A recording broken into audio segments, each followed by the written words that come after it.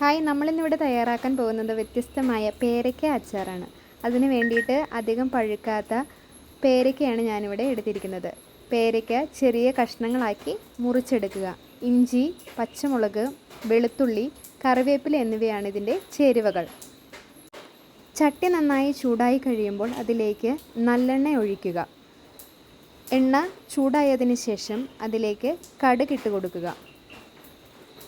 കടുക് പൊട്ടിയതിന് ശേഷം ഉലുവയാണ് അടുത്തതായി ചേർക്കേണ്ടത്.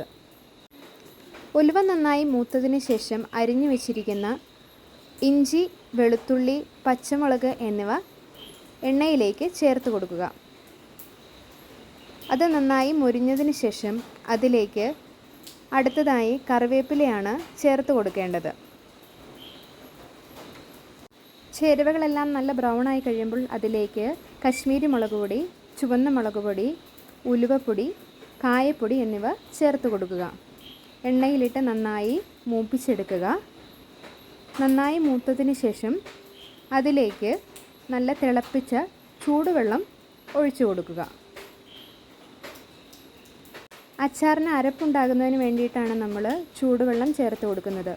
എണ്ണ നന്നായി തെളിഞ്ഞതിന് ശേഷം അതിലേക്ക് ഉപ്പ് ചേർത്ത് കൊടുക്കുക. കുറച്ച് വിനാഗിരിയും ചേർത്ത് കൊടുക്കുക.